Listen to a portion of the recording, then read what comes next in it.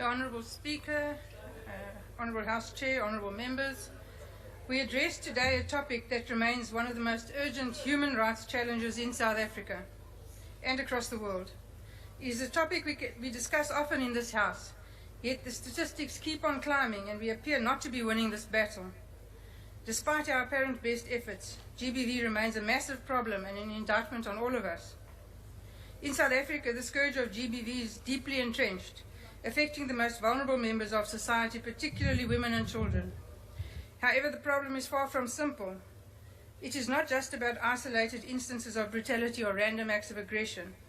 It's a pervasive social epidemic that is intimately tied to the fabric of our culture, our history, and our social structures. To properly begin to combat GBV, we need to understand the complex and multidimensional nature of gender-based violence in South Africa. We need to honestly explore the causes and manifestations of this violence, the impact it has on individuals and society, and most importantly, the cultural enablers that perpetuate it. By understanding these underpinnings, we can better navigate the path towards meaningful change and work together to create a society where gender-based violence is not only not tolerated, but actively eradicated. GBV refers to violence that is directed against individuals based on their gender. While men can be, and often are, also victims of GBV, women, girls, and gender minorities are disproportionately affected. GBV includes physical, sexual, psychological, and economic abuse, and it often manifests in intimate partner violence, domestic violence, rape, sexual harassment, and even harmful traditional practices. In South Africa, the statistics surrounding GBV are alarming. The country has one of the highest rates of rape and domestic violence in the world. According to South African police crime statistics, 4 women are raped every hour in our country. Let's take a moment to think about that. By the time this debate is finished, 8 more women will have suffered from this horrific crime. While we are sitting here debating, multiple women out there are currently becoming victims of GBV and rape as we speak. That is both terrifying and totally unacceptable. In the 2023-2024 second quarter crime stats, the police recorded 10,516 rapes, as well as 1,514 cases of attempted murder and 14,400 assaults against female victims in a 3-month period. As we know, this is not the full picture, as many such cases are not reported. The consequences of GBV are profound. Survivors face physical, emotional, and psychological trauma that can persist for years. Families and communities are fractured, and the broader societal impact is significant. GBV contributes to a cycle of poverty, economic instability, and social inequality, while also perpetuating gender discrimination and reinforcing of harmful stereotypes. One of the most difficult aspects of addressing GBV in South Africa is the cultural framework that often condones or enables this violence. Such cultural enablers are deeply embedded in societal norms, practices, and beliefs, making them difficult to challenge.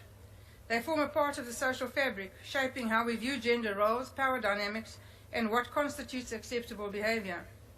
Patriarchy and power dynamics play a significant role in the perpetuation of GBV in this country.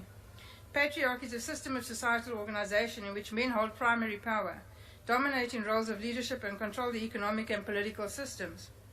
In South Africa, patriarchy is a pervasive force that has shaped not only social structures, but also individual attitudes and behavior. In many South African communities, the patriarchal mindset is so ingrained that it influences the way men and women are expected to behave. Men are often viewed as the head of the household, the providers and the ultimate authority, while women are expected to take on subservient roles, focusing on caregiving and domestic responsibilities. This entrenched power imbalance allows for the normalization of violence against women, especially with intimate relationships. Men are often socialized to view women as property or objects to be controlled. This mindset can lead to violent expressions of power, such as domestic abuse, sexual assault, and femicide. Violence becomes a tool to assert dominance and punish perceived disobedience and reinforce control. In some marginalized communities, individuals, but especially men, may see violence as a way to resolve conflict or assert authority. Children growing up in homes where violence is common internalize these behaviors, learning that violence is an acceptable way of coping with frustration, anger, or jealousy. This creates a generational cycle of abuse where the children of abusive parents become abusers themselves. The state plays a critical role in either enabling or combating GBV. In South Africa, the state's response to GBV has been widely criticized for its inefficiency and lack of adequate support for survivors. Law enforcement agencies are often ill-equipped to deal with the complexities of gender-based violence. And there are too many instances where survivors of violence face indifference or hostility from police officers. The judicial system struggles to address the issue effectively. Many survivors of GBV do not trust the court to deliver justice, particularly when the perpetrator is a well-known community member or a family member. Victims may be subjected to lengthy delays, insensitive treatment, or victim-blaming attitudes during legal proceedings. In addition, the lack of resources for survivors, such as shelter, mental health care, and financial assistance, means that many victims are forced to return to dangerous environments. This lack of institutional support, coupled with cultural attitudes that blame the victim, only serves to perpetuate the cycle of violence.